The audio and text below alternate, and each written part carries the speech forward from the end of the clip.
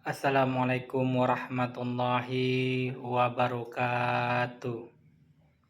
Salam sejahtera bagi kita semua. Yang saya hormati dosen pengampu mata kuliah Pancasila serta rekan-rekan mahasiswa yang saya banggakan. Marilah kita bersama-sama memanjatkan puji syukur kehadirat Tuhan Yang Maha Esa karena atas limpah rahmat-Nya kita bisa membuat video ini dan bisa mendengarkan video ini sebagai ujian akhir semester kuliah Pancasila. Pada kesempatan ini izinkan saya menjawab dan memaparkan 5 pertanyaan terkait implementasi nilai Pancasila di era saat ini. Yang pertama, relevansi sila keempat dalam meningkatkan partisipasi politik generasi milenial. Sila keempat yaitu kerakyatan yang dipimpin oleh hikmat kebijaksanaan dalam permusyawaratan dan perwakilan. Sangat relevan untuk generasi milenial. Dalam era digital, milenial dapat berkontribusi secara efektif melalui transpirasi politik yang sehat. Mereka bisa memanfaatkan media sosial untuk menyalurkan aspirasi, bergabung dalam forum masyarakat hingga berpartisipasi dalam pengambilan keputusan melalui jalur perwakilan. Teknologi telah memberikan kemudahan bagi milenial berpartisipasi dalam pengambilan keputusan melalui jalur perwakilan. Teknologi telah memberikan kemudahan bagi milenial untuk mengakses informasi politik dan menyampaikan pendapat mereka dengan tetap mengedepankan hikmat kebijaksanaan. Sila kelima dalam konteks kesetaraan gender dan ekonomi.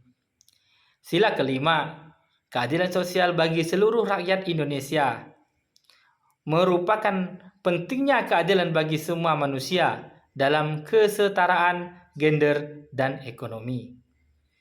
Dalam hal gender, sila ini mengajak kita untuk menghapus diskriminasi dan memberikan akses yang sama kepada perempuan dalam pendidikan dan kepemimpinan. Sedangkan dalam ekonomi, sila ini mendorong distribusi sumber daya yang adil, pemberdayaan UKM, dan penghapusan kemiskinan melalui program-program yang inklusif. Dengan mewujudkan hal ini, kita bisa menciptakan masyarakat yang lebih berkeadilan.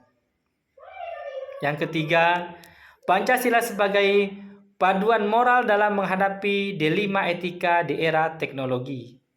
Teknologi yang berkembang pesat membawa banyak manfaat, namun jika menimbulkan tantangan etika seperti hoax, pelanggaran privasi data, hingga penyalahgunaan kecerdasan buatan, disinilah Pancasila menjadi paduan moral.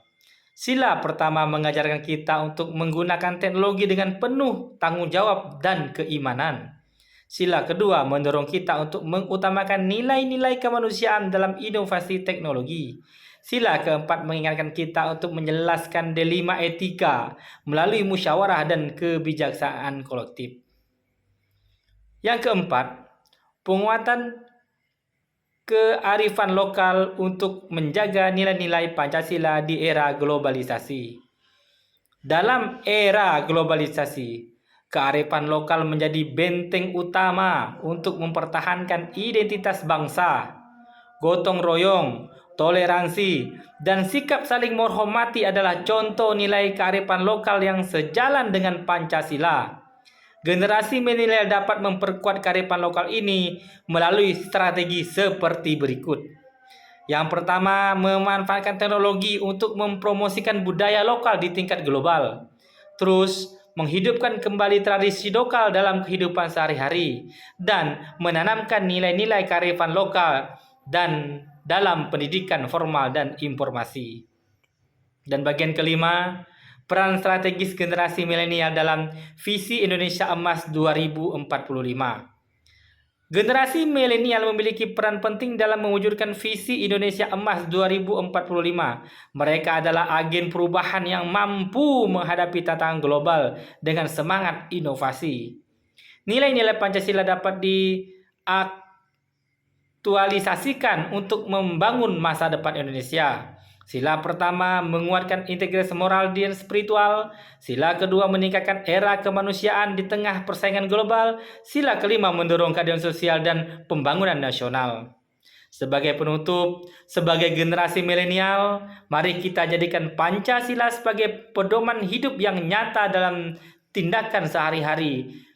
Dengan begitu, kita tidak hanya menjadi keutuhan bangsa, tetapi juga mempersiapkan Indonesia yang unggul, berkeadilan, dan berdaya saing di era global. Demikianlah yang dapat saya sampaikan dan saya jawab. Mohon maaf atas segala kekurangan. Wabillahi taufiq wal hidayah. Wassalamualaikum warahmatullahi wabarakatuh.